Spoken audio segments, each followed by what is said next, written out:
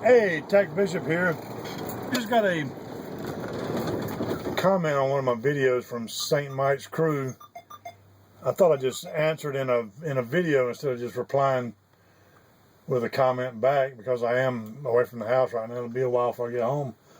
But he asked that he said that his father taught him to flash your lights off when a trucker passes you, to let him know that it's safe to get back in front, to change lanes back in front of you, especially if they've turned their indicator switch on and signaling to get back into the right lane. And do they appreciate that? And I'd say 90% of them do. I know I do.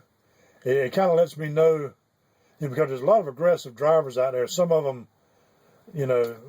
don't like for trucks to get in front of them. But when somebody flashes their lights, it lets me know that it's okay for me to get over, and it's kind of a friendly gesture at the same time. And he said he always gets a flash of the lights back when he does that. Now here's this switch right here. This is the headlight switch. This is the flasher switch. It's hard, it's under the shade, but that's the flasher indicator. So if a truck driver ever flashes his trailer lights at you, that'll turn off all the lights except the headlights. You can't turn the headlights off even with this switch once the ignition is on. But this turns the trailer lights, cab lights, everything off. Just that little flash. So back to the story.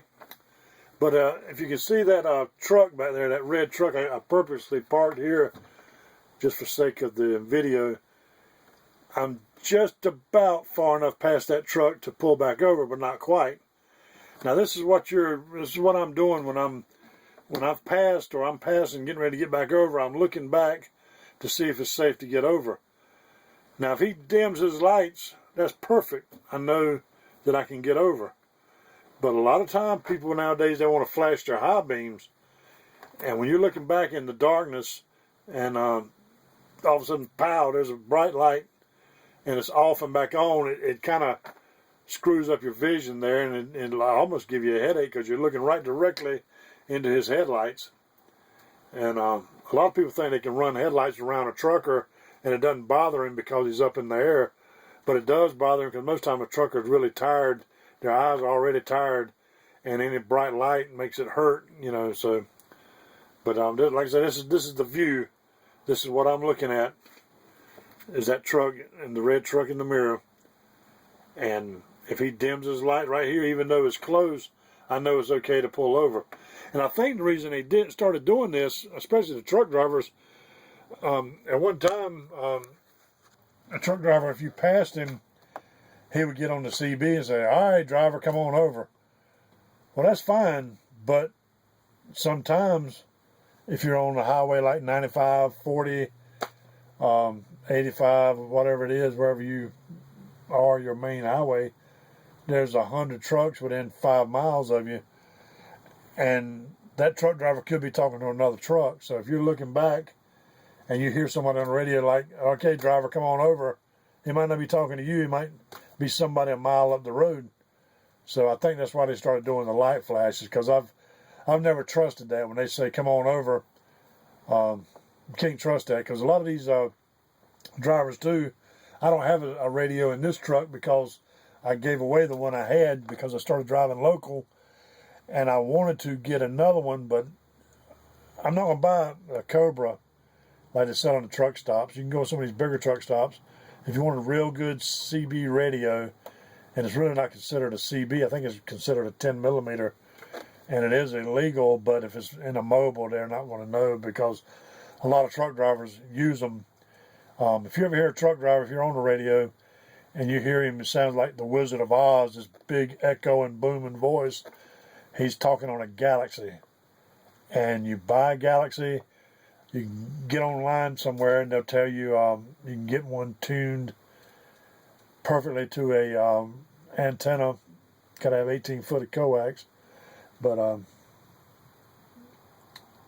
it can be tuned to a antenna, and some of them be pushing up to 300-400 watts, and you're legally only allowed 4 watts in a CB radio, but you know, 300 or 400. I mean, they do even go even higher sometimes, but they can tune it up, and it really does a good job to the point that you can't tell where the guy is. He could be sometime 15 miles up the road and sound like he's right next to you.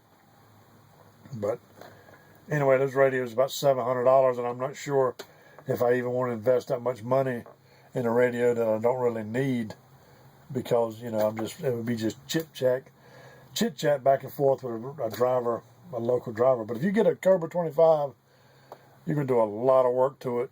You know, I mean, you'd have to send it off and get somebody that really knows what he's doing they can put a Connex board in it, stuff like that. And I'm not a CB expert either, but this is what it's been told to me briefly. It's a Connex board. It's a Galaxy radio, and there's a Connex radio. Some people like the Connex better, but you can put a Connex board into a Cobra 25, and a lot of guys like that. And I don't know, but you know, if you're talking to a real CB guy that's not afraid to tune you up, he'll hook you up. Cost about $100, I think. So that's probably good enough. But I wanted to get one of those Galaxies. But anyway, yeah, we like it. No, we don't like it when you flash the high beams. If you can only flash the high beams, just keep it. You know what I mean? It hurts your eyes when they do that. So thanks for asking. Any more questions, I'd be glad to answer, because I enjoy doing these videos, and it gives me an idea to do a video. I may do one night when I'm driving next week at night, just kind of show what I'm talking about if the right situation comes up. So this is TacBishop, and yes, I'm the Tactical Idol World Champion, signing out.